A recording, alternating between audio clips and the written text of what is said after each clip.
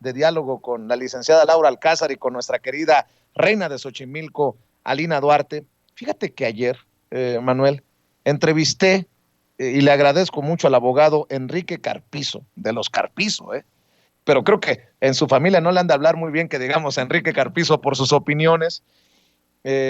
Los Carpizo, pues de una familia muy metida en la política por décadas. Ayer entrevistaba al abogado Carpizo y me llamó mucho la atención como parte del análisis esta que es una opinión de él desde el 15 de septiembre, pero creo que refleja mucho de lo que ocurrió o de los planteamientos que deben de quedarnos del proceso electoral de ayer domingo. Si me permites, lo leo y lo comentamos, ¿no? Dice, nueva forma de ganar una elección en México, entre legitimidad, pobreza y corrupción, un llamado a la oposición. Antes el candidato debía ser palomeado por las altas esferas del partido en el poder o elegido por quien tenía la facultad de dar el cargo al que aspiraba, pues mandar a la mayoría en el Congreso o en una institución era simple tráfico de influencias. Después, con la expansión de la educación y de la información en medios de comunicación, principalmente durante el sexenio de Vicente Fox, algunos partidos se percataron que no debían seguir proponiendo candidatos desechables, es decir, sin ningún mérito más que ser familiares, amigos o compadres de mafiosos en el poder. Por eso formalizaron un poco la idea de buscar personas con carisma, cercanos al pueblo para ocultar la compra del voto y la manipulación de la elección. Así, el dinero invertido era sustentable debido a que el carisma del candidato les ahorraba una inversión mayor en la compra del voto. Un secreto a voces en la democracia de México que por mucho tiempo abonó al llamado voto duro. Para desventaja de la mafia partidaria, el costo del voto se fue elevando porque algunos gobernantes o exfuncionarios, conocedores de los montos económicos y manejos reales en una elección, abrieron agencias con exquisitos servicios para ganar elecciones, servicios que presuntamente iban desde el tráfico de influencias hasta la compra de funcionarios electorales y del voto ciudadano, encuestas y medios a favor. Aspectos que engrosaron los gastos al punto que los candidatos se esforzaron más en su carisma para conseguir mayores seguidores y ahorrarse gastos a la hora de contratar servicios y comprar el voto, pues no es lo mismo pagar 10,000 votos que pagar 100,000 votos. Algunos candidatos y funcionarios al parecer invirtieron con televisoras o managers para tener novias o tratos con artistas populares y así aumentar su fama. Sin embargo, sus esfuerzos en ser famosos y aceptados se enfocaron en clase media alta y clase alta. ¿Por qué?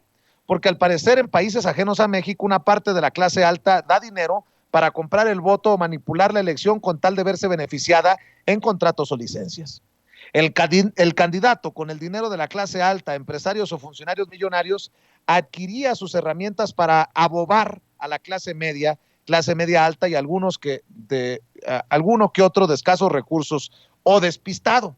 Lo anterior debido a que en países tercermundistas existen personas que aún se dejan cautivar por candidatos que se dan una vida de lujo a través de autos, mansiones, mujeres u hombres, entrevistas o fama de ser hábil, es decir, corrupto para arreglar las cosas, etcétera. De esa manera las elecciones caminaban muy bien. La clase media y clase baja comprendía que si la clase alta apoya a Pedro, ellos debían hacer lo mismo para no quedarse sin trabajo, pues si llega Luis, que no es el favorito del empresario o funcionario millonario, la empresa o el negocio se acababa y quedaban sin empleo. Si nos damos cuenta, tanto la clase media y la clase media alta como la clase alta eran beneficiados directos o indirectos por el partido o funcionario en el poder, pero se olvidaron de la clase pobre. Se olvidaron que México es un país con más de 60 millones de pobres que como ciudadanos también votan o pueden votar.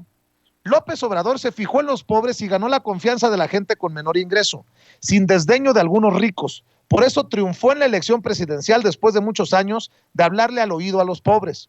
Y lo peor para la oposición no es que AMLO haya ganado, sino que al parecer no se ha perdido del todo en el poder y con el dinero público. ¿A qué me refiero?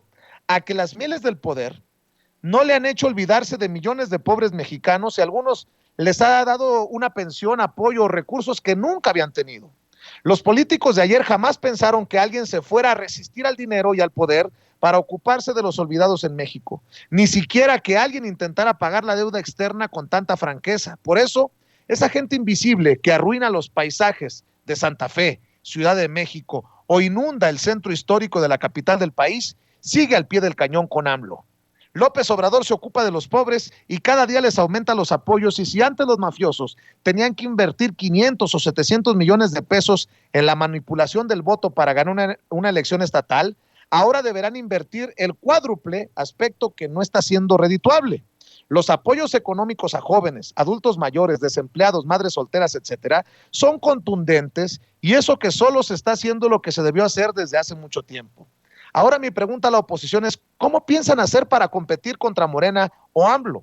Hoy las elecciones siguen siendo no de convicción por el mejor, sino de dinero, pero mucho más dinero. Y antes de responder mi pregunta, primero analicen algunas otras cosas, tales como: 1, la oposición está en manos de varios responsables de la debacle del país, y eso les perjudica y es muy difícil de cambiar gracias a la corrupción interna.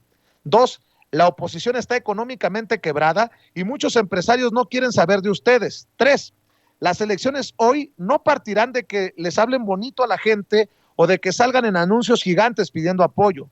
Las elecciones de hoy se basan en votar por quien apoya con dinero a la gente, debido a que México es un país de carencias, pues así lo dejaron desde hace varias décadas. Y 4, será de risa que se acerquen a pedir el voto a gente pobre de la cual ustedes se olvidaron por años.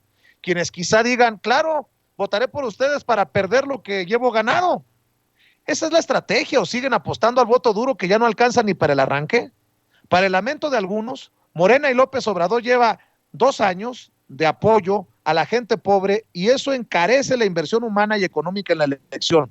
Por tal razón, muchas organizaciones delictivas, al parecer, ya no les conviene apoyar a los corruptos de siempre. En este punto me refiero a otros países, debido a que en México no pasa eso, es decir, el narco no tiene que ver con políticos o elecciones. Quizá tengan la respuesta a mi pregunta y tal vez de nuevo sea errónea, pues no se puede generar un cambio si algunos responsables de la crisis siguen al frente de la oposición. A mí me queda clara la ruta para hacer una oposición de verdad, me queda claro el camino, sin embargo a ustedes parece costarles mucho comprender lo evidente. Con el próximo ensayo de gobierno federal sobre revocación de mandato presidencial, tendré nuevos y mejores elementos para opinar igual o cambiar de opinión. Ayer Enrique Carpizo, el abogado Enrique Carpizo, quien firma esto, me decía que no ha cambiado de opinión después de la consulta de revocación de mandato, y tampoco ha cambiado de opinión después de los resultados de ayer. Son los mismos malandros que siguen tratando desde la oposición de mantener sus cotos de poder, y les está saliendo caro. Y si no me creen, pregúntenle al PRI y pregúntenle a los malandros que seguramente están con el Jesús en la boca ahora en Tamaulipas, solo por mencionar un ejemplo, Manuel Pedrero.